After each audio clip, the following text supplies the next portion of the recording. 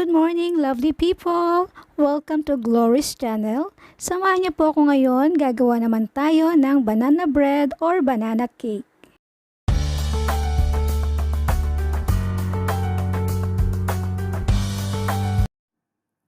Start na po, lovely people! Gagawa na tayo ng ating banana bread or banana cake. So, napakarami po nitong aking ingredients na narito. Ito po ay 5 times po ang doble. So, ang original na recipe po nito is nandoon po sa aking naunang uploaded na video, yung ating moist durian cake naman. So, nandun po nilagay ko kasi ito po ay yung ginawa ko rin pong durian cake. So, ito pong mga ingredients na ito. So, ayan po, meron po ako dito ang 20 eggs sa aking banana bread na gagawin. Ang aking flour at ang aking saging po ay bakit ganito siya sagi is kasi po is overripe na siya. Nilagay ko po siya sa freezer para po pag ganitong gagawa ako ng cake or ano man yung papagawa sa akin ni Amo is pwede pa rin siyang magamit. So, wala pong nasasayang. Kasi nga po napakarami ditong saging dahil nga galing sa farm ni Amo. So, ngayon po mag-start na po tayo.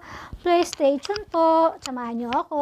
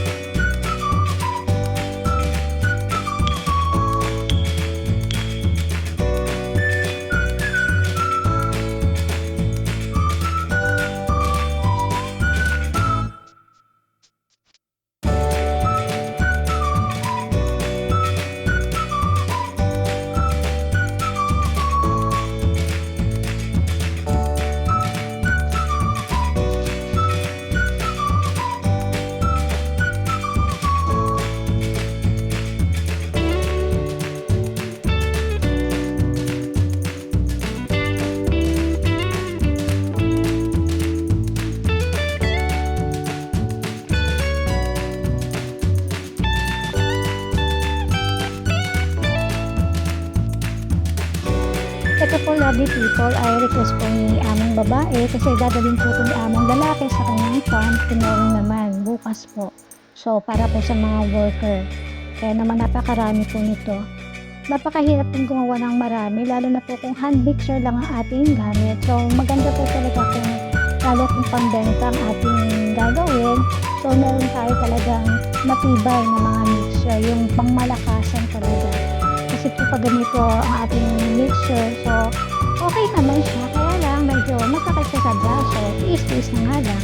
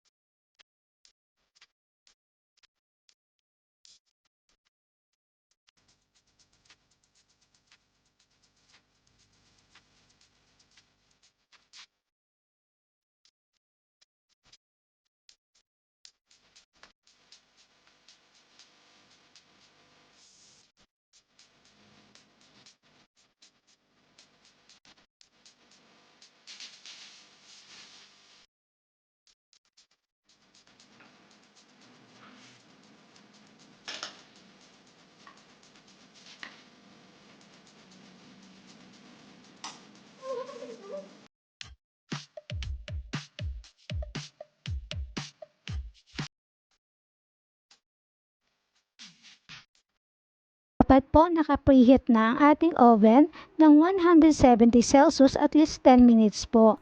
Lovely peeps. Then, i-bake po natin ito ng 35 to 45 minutes or depende po yan kung ano po yung oven na gamit nyo. 1 hour later. Luto na po ang ating banana bread. So, ang loaf bread po ay umabot ng 1 hour and 50 minutes kasi po doon siya sa first layer ko na inilagay. At ang ating naman pong bilog ay 45 minutes lang po na naluto. So, ayan. Enjoy baking na lang po tayong lahat.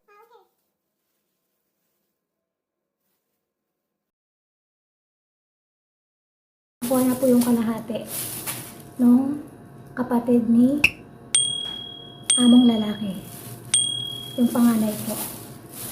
Binigay na po. So, titikman naman po natin. So, dito ako kukuha ng isang maliit lang.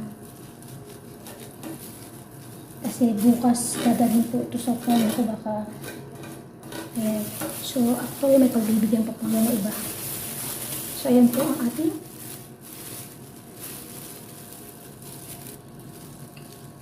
sarap po.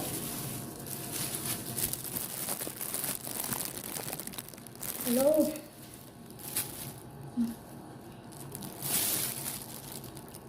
Hagad na po ako kasi nakita niyo naman ang dami kong ginagawa. Hindi pa po ako tapos. Sarap po talaga. Promise. Hindi ka magsisisi. Hindi siya ganun katamis. Hindi ka po mauumay.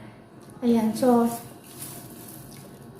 pwede pong gawin yung chocolate banana cake or banana bread, no? Kasi nga po sa Korea, ang tawag na dito is banana bread, hindi po banana cake. So, pwede po kayo mag-add ng chocolate powder.